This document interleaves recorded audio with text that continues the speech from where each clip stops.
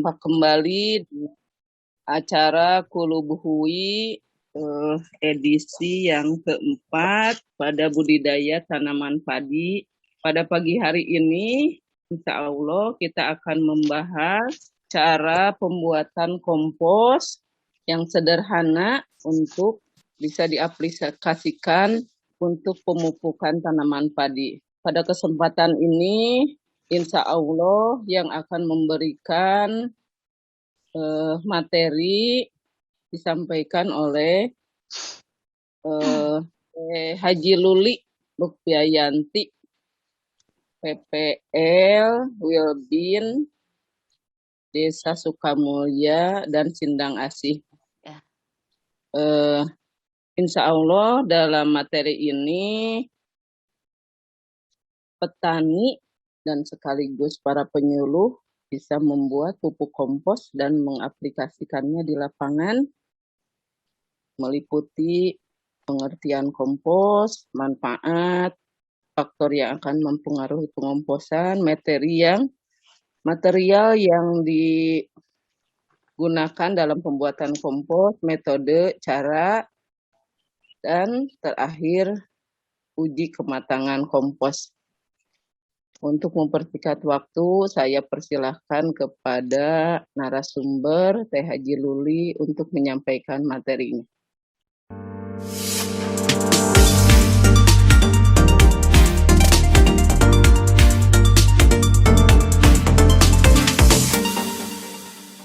Assalamualaikum warahmatullahi wabarakatuh. Selamat pagi semuanya, wilujeng enjing kasadayana pamiarsa Kulubuhui nutos setia setiap minggu pagi menemani salah satu program unggulan BPP Karangtengah Kulubuhui yang masuk juga dalam nominasi inovasi teknologi tingkat Jawa Barat. Hidup Pak Koluh lah, selamat. Mudah-mudahan ke depannya Kulubuhui semakin banyak fansnya gitu ya, fans club Kulubuhui. Kaosnya Pak Koluh selesai, kantun dibagikan PPL nah yang kebagian. Alhamdulillah, wasyukurillah, pada hari ini kita bisa berkumpul bersama dalam keadaan sehat walafiat. Salawat dan salam juga mari kita sama-sama limpah curahkan kepada junjungan alam Nabi besar Muhammad SAW, kepada para keluarganya, sahabatnya, hingga kita umatnya di akhir zaman. Sebuah kebanggaan lah, kebahagiaan tersendiri bahwasanya pada hari ini saya pribadi ucapan terima kasih pada semua yang sudah hadir. Di chat itu ada berapa ya? 18 orang ya, mudah-mudahan sambil berjalan terus hadir semuanya, sudah bisa setia menonton via virtual meeting Kulubuhui. Pak Koluh juga terima kasih sudah difasilitasi. Kemudian juga rekan-rekan penyuluh yang sudah hadir pagi-pagi, biasanya meriweh.com, tapi alhamdulillah kita bisa menyempatkan 1 jam ke depan untuk niatan tolabul ilmi lah, insya Allah jadi barokah, insya Allah jadi manfaat buat semuanya. Buat Bu Neneng juga terima kasih sudah di moderatoran hari ini. Intinya alhamdulillah sih hari ini walaupun posisi saya sedang tidak di Cianjur, ada sombong seetik gitu ya. Live streaming, makanya live streaming di Tasik gitu ya. Tapi dengan Zoom itu semuanya jadi serba dimudahkan lah. Seolah tidak berjarak, seolah tidak ada terpisahkan, padahal yang lain mungkin ada yang di pasar, ada yang di kebun, ada yang di mana, tapi insya Allah hari ini kita bisa berkumpul lewat Kulubuhui. Kembali ke topik yang akan kita bahas hari ini, yaitu tentang kompos. Tentang kompos. Jadi tadi di pengantar Teh Bu Eneng sudah menceritakan bahwa yang akan dibahas hari ini adalah tentang kompos. Tujuannya ya sekedar sharing sih intinya, sharing, mengingatkan, kemudian saling ngageing lah intinya bahwa kita kembali ke alam. Kita kembali ke alam, memanfaatkan lagi apa yang ada di alam, karena kecenderungan sekarang sudah beralih gitu ya, memanfaatkan bahan-bahan pupuk sintetik karena mudah, karena instan, menjadi bahan-bahan yang digunakan di pertanian kita gitu kan. Sementara kondisi tanah kita itu semakin drop gitu kan, semakin stres, semakin semakin bahasanya adalah mengalami krisis. Makanya judul ini sebetulnya sangat cocok, kembali ke alam, kembali memanfaatkan apa yang ada di alam. Kita berusaha saling mengingatkan, yakin ari sepuh kapungkur mah tatanen pasti salah satu komponennya adalah menggunakan kompos. Kembali mengingatkan, jadi hari ini kita saling mengingatkan lah, saling mengingatkan, kita diskusi, sharing tentang apa itu kompos, bagaimana memanfaatkannya, proses pembuatannya seperti apa, bahan-bahannya seperti apa. Mudah-mudahan dari materi yang singkat ini bisa, tadi betul sudah disampaikan sama kakakku tercinta, tujuannya ya minimal kita bisa buat di level rumah tangga. Bu Ani KWT, hai ibu-ibu KWT yang hadir, terima kasih. Gus di share tah, kudu halaladir indungna wawancara gitu kan. Sudah hadir. Biasanya ibu KWT membuat dari limbah rumah tangga, cangkang telur, kulit bawang dan sebagainya. Itu sudah biasa dilakukan, cuma tinggal apa yang kurang, apa kendalanya sehingga misalkan komposnya apa ya kurang baik atau bagaimana caranya, kita bahas hari ini bersama-sama. Jadi yang pertama bahwa perlu dipahami bersama apa itu kompos. Cek bahasa ini nama non kompos gitu ya. Sebetulnya namanya nggak asing, tapi apa sebetulnya itu kompos? Jadi kompos sendiri adalah sebuah produk yang dihasilkan dari proses pelapukan atau bahasa gaya nama proses dekomposisi sisa-sisa bahan organik nanti apa saja kita bahas yang tentu saja terkontrol teh artinya sengaja kita buat dan diatur, kondisinya diatur supaya apa sesuai dengan apa yang diharapkan, menjadi bahan-bahan yang terhumuskan. Artinya bahan-bahan organik yang memang nanti hancur, lebur, di dalamnya itu sudah mengandung banyak unsur hara yang dibutuhkan oleh tanaman. Nah, kemudian manfaat, tadi kembali ke manfaat kompos itu sendiri. Manfaat kompos itu jelas karena mengandung bahan organik, jelas sangat bermanfaat untuk tanaman. Yang pertama, manfaat kompos sendiri adalah sebagai bahan bebenah gitu ya, bahan pembenah tanah. Bahasa kerennya mah soil conditioner, juga sampo, bukan hanya rambut kita yang perlu conditioner gitu, tapi ternyata tanah juga perlu conditioner gitu ya untuk membenah. Kenapa harus dibenahi tanah kita? Seperti kita ketahui bahwa tanaman itu tumbuh di atas media tanah. Mau itu padi, mau itu tanaman hortikultura, mau itu sekarang yang lagi trennya itu bunga gitu kan. Tren COVID sekarang meningkat, otomatis ibu-ibu beralih kebiasaan menjadi menyenangi tanaman. Baik itu bunga, baik itu sayuran, baik itu tanaman jenis lainnya, buah. Nah, ini membuat biasanya menjadi media tanam itu menjadi sesuatu yang dicari, dibeli, dibuat, atau memang menjadi sesuatu yang memang sekarang trennya naik ke sana gitu ya. Jadi kompos ini penting untuk pembenah tanah, soil conditioner.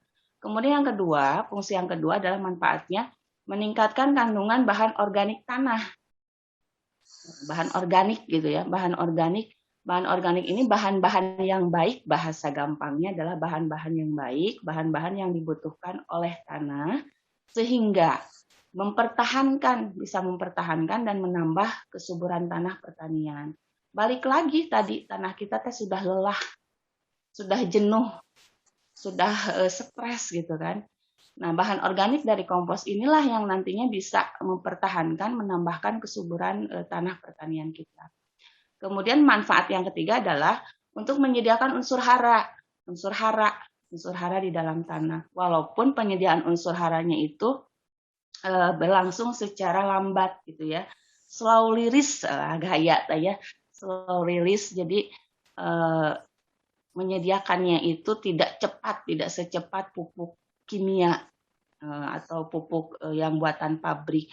Ini slow gitu ya, alon-alon tapi kelakon gitu kan, pelan-pelan tapi akhirnya itu menghasilkan sesuatu yang luar biasa gitu kan.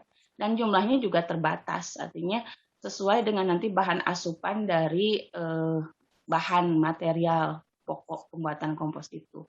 Nah, manfaat yang keempat adalah, ini yang paling penting juga, dia memperbaiki kualitas kesuburan fisik. Fisik berarti larinya ke struktur dan tekstur tanah. Jadi tanah yang asalnya keras bisa menjadi lembut, tanah yang asalnya kering bisa menjadi sedikit lembab, kemudian kimia, pH tanahnya bisa yang dari asam bisa menjadi naik menjadi basa. Karena tanah-tanah di kita kebanyakan sekarang pH-nya itu asam gitu ya. Kemudian meningkatkan juga biologi tanah, kandungan mikroorganisme. Mikroorganisme biasanya dulu mah identik nanya tukang Dian menuju di kebun, kalau Kang Dian bukan, iya betul. Biasanya kandungan biologi tanah itu diidentikan dengan ketika kita menggali tanah, ngeburingkel cacing gitu kan.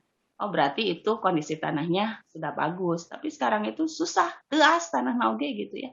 Kondisi tanahnya keras, kadang-kadang dipacul oge lah, pacul nu eleh gitu lah cek paribasana. Karena memang kondisinya sudah sangat sakit tanah kita.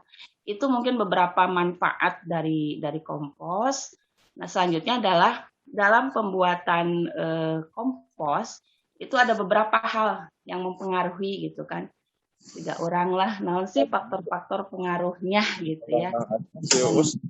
Yang membuat kompos itu bisa berhasil gitu kan, atau gagal gitu kan, atau harus diulang. Yang pertama adalah kandungan karbon dan nitrogen dalam bahan baku. Jadi dalam suatu bahan organik, sisa-sisa tanaman itu biasanya mengandung kadar karbon atau nitrogen gitu ya, bahasa gampangnya.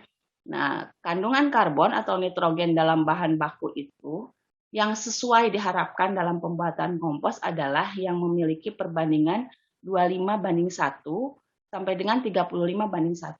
Nanti ada daftar beberapa bahan organik dengan kandungan karbon dan nitrogennya, rasionya. Jadi kita tahu, oh ternyata selama ini kita mengabaikan jerami diangkut ke peternak sapi dijual, atau jeramina diduruk gitu ya, atau ternyata kalau dilihat dari daftar kandungan karbon, nitrogen, dan rasionya untuk jerami itu bagus untuk mengembalikan kesuburan tanah. Nah, mudah-mudahan mangke tong diraruruk gitu ya. Kang Koing, Kang Dian, semuanya mudah-mudahan stop bakar jerami gitu ya. Stop bakar jerami, stop buang jerami. Jerami ditenggelamkan gitu ya, ditenggelamkan kembali ke sawah karena di dalam jerami itu ternyata kandungan karbon dan nitrogen rasionya itu bagus gitu kan. Kemudian yang kedua, faktor yang mempengaruhi adalah kelembaban.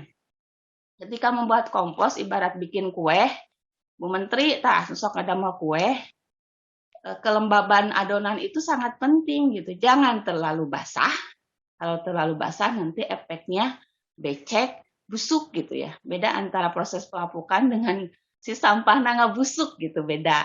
Nah, nanti kelembaban itu kalau terlalu basah, becek, akhirnya jadi busuk, malah komposnya jadi berbau gitu kan. Kalau terlalu kering juga si mikroorganismenya nggak akan hidup. Makanya kelembaban adonan atau ya adonan yang kompos itu dibuat yang paling baik adalah memiliki kelembaban antara 50 sampai dengan 60%. Bu, kumaha ngukurna gitu kan? Susah lah ngukur adonan. Lamun bahasa nyian kue mah kalis gitu kan. Bahasa bikin kue mah kalis. Tapi kalau bahasa dalam kompos mah ketika di adonan itu kita ambil, dikepel gitu. Dia henteu muruluk, koyar, hancur berantakan, itu oke nyurucut gitu, nyurucut kebasahan. Tapi dia settle lah di dalam genggaman tangan kita itu dia basahnya ada, tapi tidak terlalu basah, tapi juga tidak purai gitu kan. Kemudian yang ketiga itu faktor yang mempengaruhi adalah aerasi dan density. Apa tuh aerasi telah gitu sok jadi bahasana keren gitu ya. Kandungan oksigen lah gitu.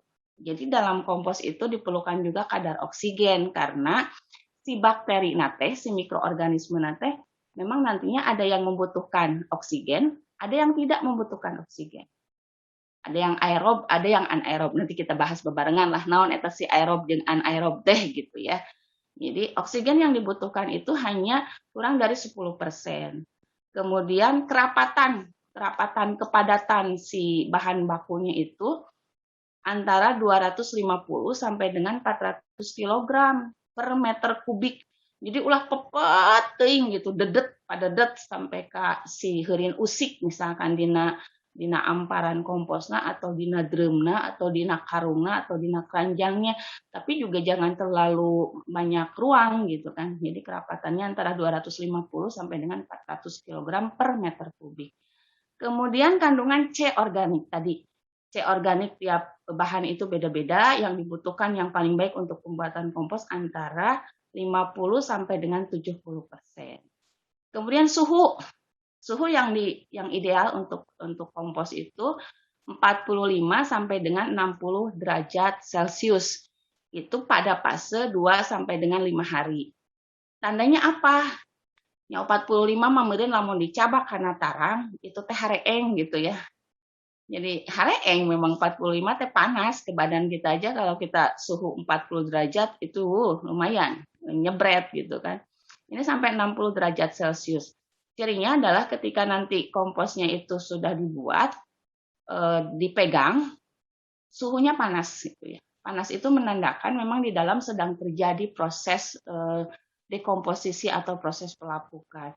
Terlalu panas tidak baik juga, misalkan sampai 100, syukur-syukur dicek gitu pakai termometer. Tapi kalaupun tidak, yaitu indikasinya adalah dipegang, dia panas gitu kan. Itu sedang proses-proses pelapukan. Terlalu panas jangan, makanya perlu dibalik. Nanti ada proses pembalikan si kompos itu supaya suhunya stabil.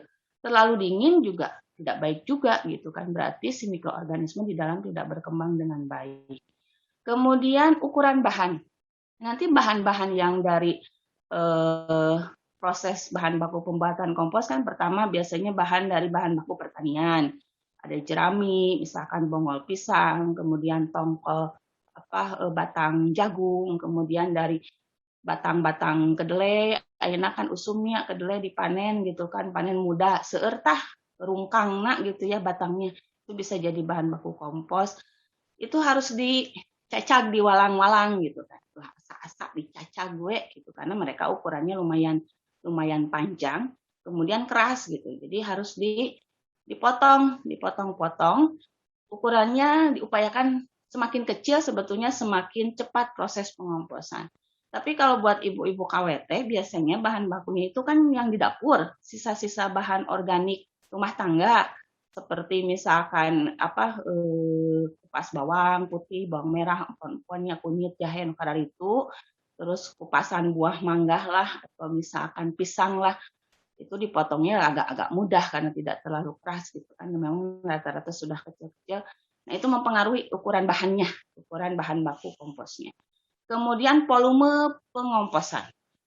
Volume pengomposan itu besar kecilnya pengomposan yang kita buat itu juga berpengaruh gitu ya.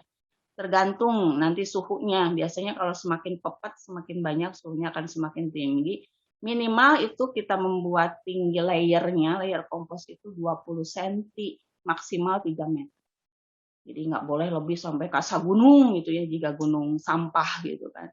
3 meter, nanti 3 meter pun kanan kiri itu panjang kali lebar dan kali tingginya juga biasanya 3 meter disesuaikan. Yang terakhir yang mempengaruhinya adalah inokulumnya atau bahan mikroorganisme yang membantu mempercepat proses pengomposan itu bisa dari yang sudah jadi di toko lah banyak mereknya gitu ya, mau EM sabaraha gitu kan ya. Kemudian bisa juga dari mall. Nah, mall mah kalau nggak salah 2 episode ke belakang itu sama Bu Tiara sudah dibahas, jadi nggak akan saya bahas hari ini. Membuat mall, nah bisa jadi juga si mall ini bahan untuk inokulum kompos. Kemudian trichoderma. Nah, halo Yuni, trichoderma itu kan Pak Udin Bakti Mandiri 1 itu sudah memproduksi trichoderma. Jadi halo buat petani yang butuh trichoderma, silahkan menghubungi Ibu Yuni difasilitasi karena Bakti Mandiri 1 itu menjadi kelompok agen pengguna hayati gitu ya. Di sana memproduksi trichoderma. Itu beberapa faktor yang mempengaruhi pembuatan kompos. Kita lihat tadi ada breng-breng, nama bahan organik dan CN ratio-nya. Enggak lah dibaca, gitunya. Jadi Priyogi nanti bisa di-share materinya. Kita lihat kandungan rasio karbon dan nitrogen dari beberapa bahan organik yang biasa digunakan. Kalau dilihat nih, yang paling mendekati itu sampah sayuran ya, sampah dapur, terus kotoran sapi, kotoran kuda hese namanya di orang mah kecuali di Sinang Lakata ya Pak Haji Asep ya kuda jadinya. Terus kambing juga. Kambing di situ juga sekitar 25:1. Nah, ini kandungan CN ratio berdasarkan bahan yang ada di dalam bahan organik, bahan bakunya gitu ya. Ini memang hasil perhitungan, biasanya ada perhitungan, ada rumus-rumus tertentunya. Nah, kemudian metode, kita lari ke metode. Dalam pembuatan kompos ada beberapa metode. Bahan dulu. Ya, sip, bahan dulu. Bahan yang bisa dijadikan kompos. Beberapa bahan sisa tanaman, sisa tanaman. Sisa tanaman ini kulit-kulit ya, kulit buah, kulit pisang gitu ya, sisa-sisa tanaman, serasa tanaman, misalkan kayak apa namanya itu teh kulit ari naonnya itu teh pare gitu ya, kulit ari pare naon namina sekam, bukan sekam naon atuh coklat gitu ya, kalau di perkebunan itu kulit coklat, buah coklat yang sudah dikupas, kemudian biji kupasan kopi misalkan yang kayak gitu, itu bisa dijadikan sisa-sisa tanaman, daun-daun gitu, daun-daun yang jatuh, kemudian sisa hasil pertanian, jerami, bonggol pisang, tongkol jagung, kemudian tangkai tanaman kacang-kacangan, kacang kedelai, ohim tak kacang kedelai kan seueur biasa di dalam kompos. Kemudian kacang hijau itu bisa digunakan juga untuk bahan yang bisa dijadikan kompos. Kemudian limbah organik. Limbah organik itu biasanya dari rumah tangga atau limbah organik kota. Kota kan biasanya bukan kota saja sebetulnya, di level rumah tangga tiap hari kita menghasilkan sampah rumah tangga gitu kan. Biasanya bentuknya basahan, baik itu sisa sayuran, sisa buah, atau misalkan sampah-sampah lain. Cuma harus di garis bawahi di sini, yang dijadikan bahan baku kompos itu adalah bahan organik gitu ya. Jadi sabang saning yang plastik mah meureunan teu kaci gitu ya. Plastik, kemudian bahan-bahan yang anorganik itu mah tidak boleh dibuat kompos gitu. Lanjutkan metodenya ya. Ini bahasa-bahasa kerennya gitu ya. Bahasa kerennya nggak apa-apa, kita tahu bahasa kerennya. Ini buat apa ya? Buat ilmu pengetahuan juga bahwa metode pengomposan itu ada beberapa macam. Yang pertama ada metode indoor gitu ya. Metode indoor ini bahan-bahan yang digunakan adalah campuran sisa residu tanaman, kotoran, urin ternak, abu bakaran kayu dan air. Yang spesialnya di sini adalah ada abu bakaran kayu. Jadi ayah abu gitu ya, pakai abu. Si karbonnya itu, sumber karbonnya adalah dari abu bakaran kayu. Si indoor ya. Kemudian metode HIP. Metode HIP gitu kan. Pengomposan dilakukan di permukaan tanah berukuran dasar 2 meter, tinggi 1,5 meter dan panjang 2 meter. Bagian tepi dipadatkan dan di sekitar timbunan diberi penutup atau pelindung. Ini yang biasa kita buat. Kita nggak pernah tahu itu ternyata orang masuk ternyata metode HIP gitu kan. Yang biasa sering dipakai oleh petani, oleh kita itu metode HIP. Kemudian metode Bangalore. Metode ini direkomendasikan apabila bahan dasar pembuat kompos yang digunakan adalah tinja atau feses gitu ya. Ini bahan bakunya tinja atau feses manusia dan sampah kota di daerah yang mempunyai curah hujan terendah. Ini biasanya di negara-negara maju, Jepang, Korea, mereka sudah mengolah tinja manusia itu ditampung dalam sebuah bak penampungan yang besar, disedot dari setiap WC toilet yang ada, itu nanti diolah menjadi kompos. Kalau di kita kayaknya belum gitu ya, belum sampai ke sana, baru sampai tahap disepit tank, disedot, dibuang gitu. Mudah-mudahan ke depan bisa lah dimanfaatkan tinja manusia untuk kompos. Jangan memikirkan sesuatu yang jijik gitu sebetulnya, tapi dari bahan yang sebetulnya dihasilkan oleh manusia tiap hari itu ternyata bisa balik lagi ke alam, balik lagi ke manusia, itu kan dimanfaatkan untuk pertumbuhan tanaman. Kemudian metode Berkeley. Metode kepengawasan ini relatif cepat, hanya sekitar 2 minggu dengan menggunakan bahan dasar campuran 2 bagian organik yang kaya selulosa, yang kaya karbohidrat gitu ya, selulosa itu turunan dari karbohidrat, dan 1 bagian bahan organik yang kaya nitrogen, 1 bagian lagi, jadi perbandingannya teh 1:1 antara yang kaya selulosa dengan yang kaya nitrogennya. Gitu. Yang kaya selulosa ya seperti jerami itu kaya selulosa, bonggol tongkol bonggol jagung, batang jagung itu kaya selulosa.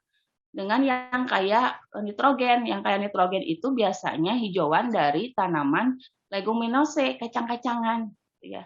Nah ini perbandingannya setengah 1 bagian dari organiknya, 1 bagian dari yang kaya 2 bagian dari bahan organik yang kaya selulosa dan 1 bagian dari bahan organik yang kaya nitrogen. Perbandingannya 30, rasio ini yang 30:1.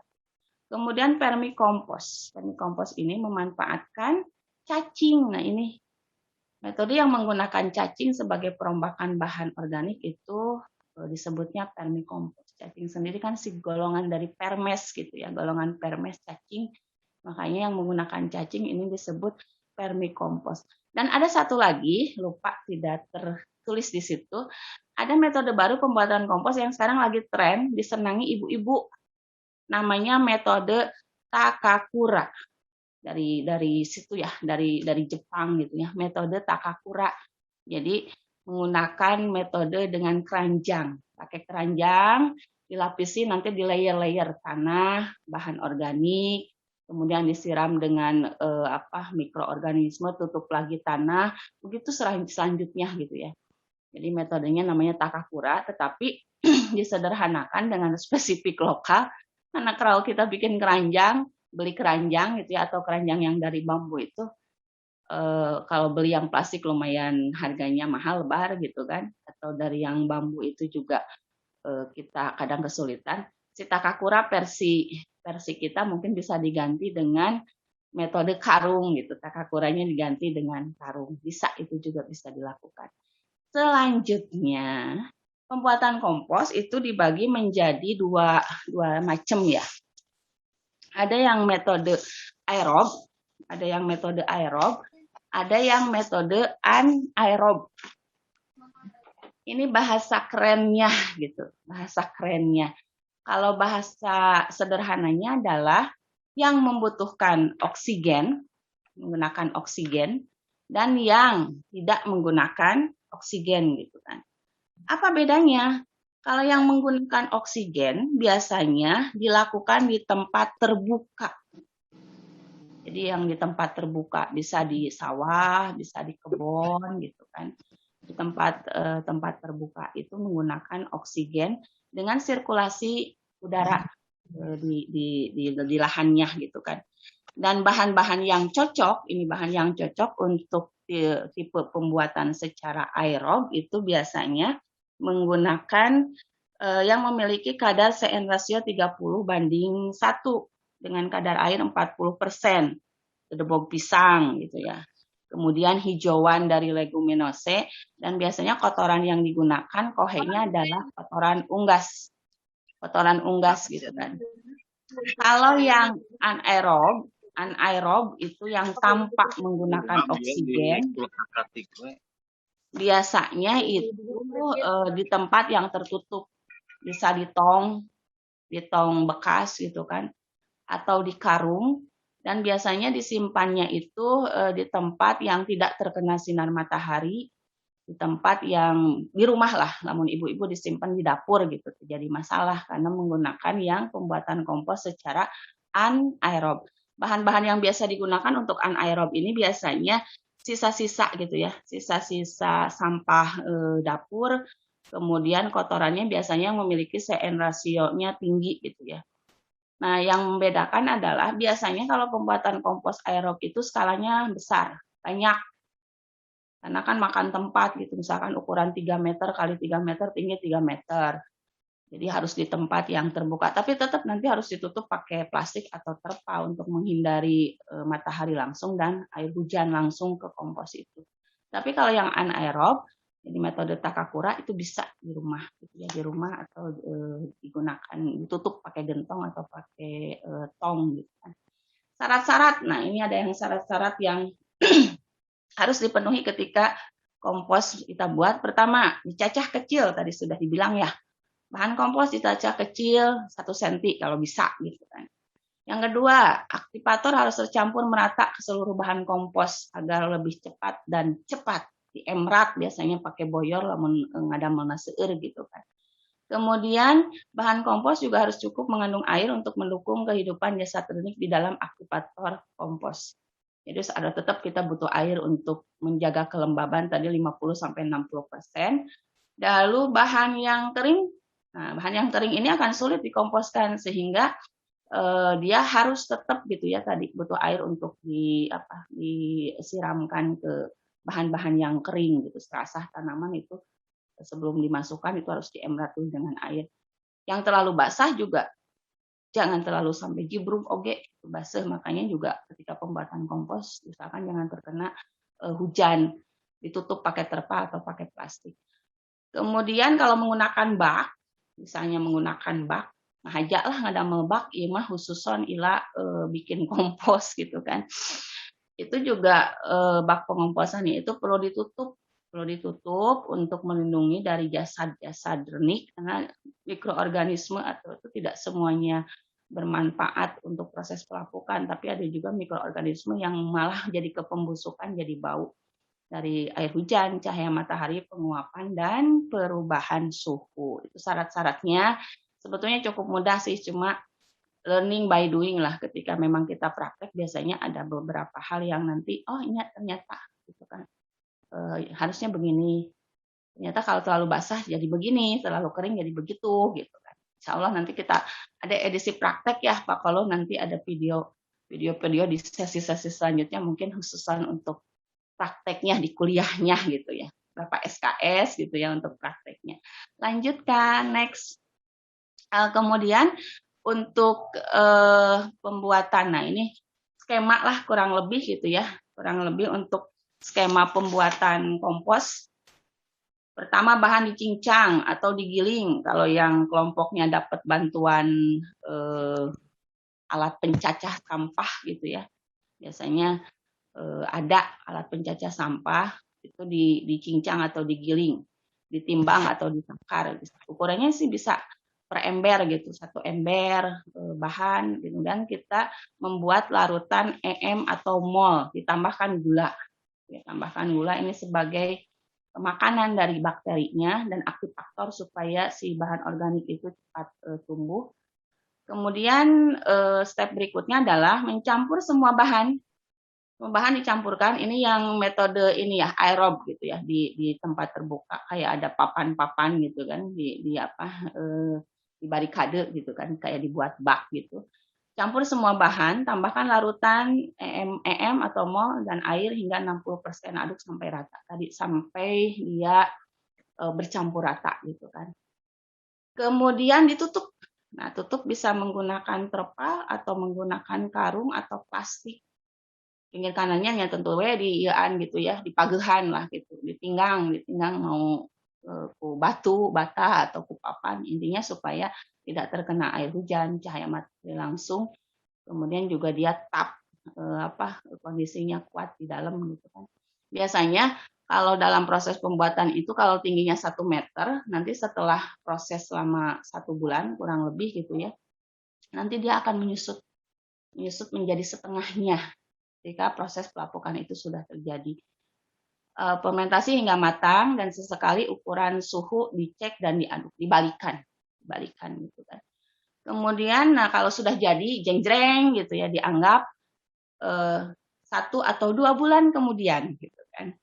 Si kompos ini sudah jadi, ciri jadi adalah biasanya sudah ada perubahan warna. Warnanya menjadi kehitaman, tidak berbau, baunya jadi bau tanah gitu ya, bau inilah bau kompos yang khas, tidak malah bau busuk gitu. Itu biasanya dikeringkan dulu, tidak panas juga, sudah dingin, keringkan. Dan kalau untuk misalkan produksi komersil dijual, ada baiknya si kompos itu digiling gitu ya, digiling dulu, digiling atau diayak, digiling, diayak, lalu di packing, dikemas. Itu yang kita lihat di tempat-tempat penjualan tanaman, biasanya sudah di packing, di karungan gitu, atau pakai plastik kemasan 5 kilo, 10 kilo, 20 kilo, itu sudah melalui proses penyaringan. Kurang lebihnya seperti itulah teknik pembuatan kompos secara umum. Tinggal nanti disesuaikan kalau mau pakai wadah tadi tehnya anaerob atau pakai karung, itu bisa, tidak harus sebesar ini. Tapi lamun di kebun mah enaknya ya langsung secara aerob dengan volume yang besar. Selanjutnya kita akan membahas tentang hal-hal yang kita lihat faktor-faktor ya. Nah ini setelah itu contoh-contoh dulu, contoh-contoh yang mempengaruhi contoh campuran. Contoh campuran saur ini mah resep sebenarnya, resepnya. Kalau kita bikin yang simple, patokannya misalkan kotoran ternaknya, mau ayam, mau kotoran kambing, sapi atau unggas, 1 ember. Nah, kalau misalkan kita mau dibuat di kayak drum ya, drum begitu ya, 1 ember. Dedak halusnya, huut gitu ya, 1 ember. Kemudian sekamnya juga 1 ember. Kemudian hijauan atau serbuk kegaji pakan ternaknya juga 1 ember. Lalu molasesnya yang tadi, molnya itu yang sudah dicampur air dan gula, itu kurang lebih 5 sendok makan. Sedikit saja karena ini dosisnya kan untuk satu kaleng gitu atau 1 drum gitu ya. Kemudian EM4-nya ini 1 sendok makan atau 15 ml dan air secukupnya.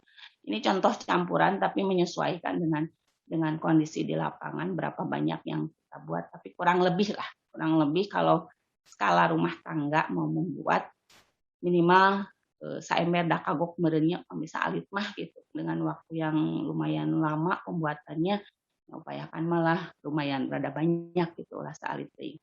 Selanjutnya itu contoh-contoh campuran ya. Ciri-ciri kompos matang, tatos asak ayeuna mah gitu ya. Ciri-ciri kompos matang, yang pertama berwarna gelap, tidak bau busuk, aromanya menyerupai bau tanah, remah gitu, remah remui, mudah terputus-putus. Jadi kalau yang asalnya daun-daun kayak gitu dia sudah hancur, sudah lembut gitu kan. Teksturnya lembut, dan kalau dihitung nisbah atau rasio CN rasionya itu sudah 20. Itu ciri-ciri kompos kita matang dan berhasil dan bisa digunakan. Nanti di praktek selanjutnya misalkan Bapak Ibu bade nyarobaan sok gitu ya. Di pasar kan seueurnya nanti sisa-sisa sayuran damelkeun kompos gitu kan. Kalaupun nanti ada kendala kenapa sih komposnya misalkan artinya dia berbau atau berlendir gitu kan. Ya, itu biasanya dalam proses pematangan bahan organiknya saja yang kena air terlalu banyak, atau misalkan tidak tertutup secara sempurna, atau suhunya yang malah terlalu tinggi. Selanjutnya, nah ini untuk ciri-ciri kompos. Terima kasih, alhamdulillah. Tapi ini ada beberapa yang mau sebentar dulu ya, tadi apa? Sempat tadi pagi hari sempat, sebelum lupa, pagi hari sempat mencatat,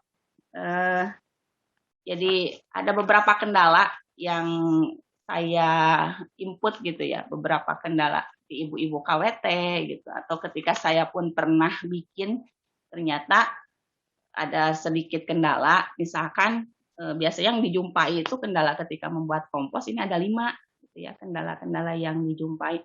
Pertama, kompos tidak terurai dengan baik. Ya. Biasanya ini karena bahannya yang terlalu besar, tidak dicincang. Nah, menanggulanginya adalah eh, ditambahi dengan tanah gitu kan. Karena tanah ini sebagai media tumbuh bakterinya. Kemudian komposnya berbau, malah berbau busuk gitu kan, berbau busuk.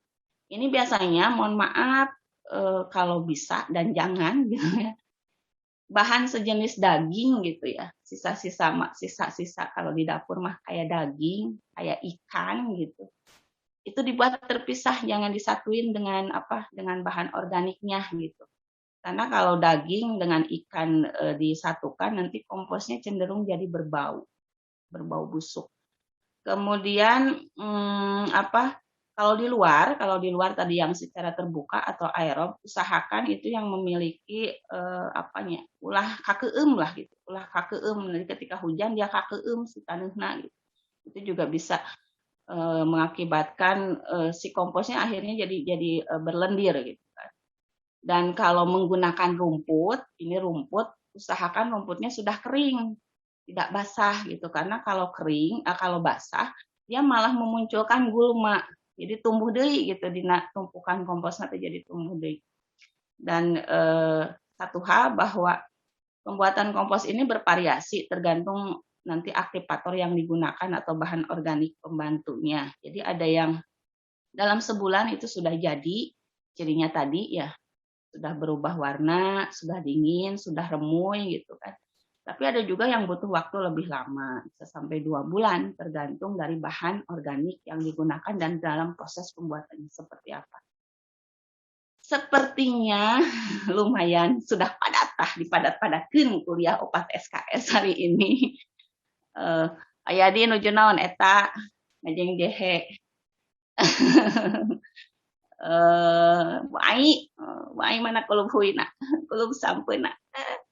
Jadi alhamdulillah ya, walaupun singkat, padat, dengan durasi yang lumayan mepet tuh, udah 6.14 sekarang tinggal jam.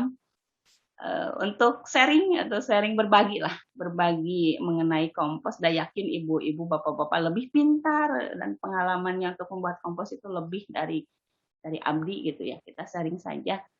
Sekali lagi itu yang bisa saya sampaikan untuk materi hari ini. Mudah-mudahan berkenan, mudah-mudahan ada manfaatnya. Intinya mah hayu diajar orang praktekeun. Buka WT, hayu orang praktek ngada mau kompos rumah tangga gitu ya, cangkang telur, hayu kita buat kompos. Bapak-bapak, hayu ngada mau kompos gitu kan, supaya tidak tergantung lagi dengan pupuk kimia gitu kan. Itu saja yang bisa saya sampaikan. Sekali lagi terima kasih live streaming dari Tasikmalaya. Live streaming dari Tasikmalaya. Mohon maaf atas segala kekurangan. Kalau ada hal-hal yang ingin didiskusikan, ayolah sarang-sarang diskusi bisa di sini, kalau waktunya tidak cukup bisa ke BPP ya. Sekali lagi terima kasih atas perhatiannya. Mohon maaf kalau ada hal-hal yang kurang berkenan, materinya terlalu cepat disampaikan atau ya maklumlah gitu ya. Manusia tidak lepas dari segala kekurangan. Sekali lagi terima kasih Pak Korlu, Bu Neneng, nuhun, terus di moderatoran. Next kalau nanti ada tanya jawab atau ada kuis, mangga lah Kak Ibu moderator diuihkan kembali. Mangga Bu Neneng live streaming dari Tasikmalaya. Assalamualaikum warahmatullahi wabarakatuh.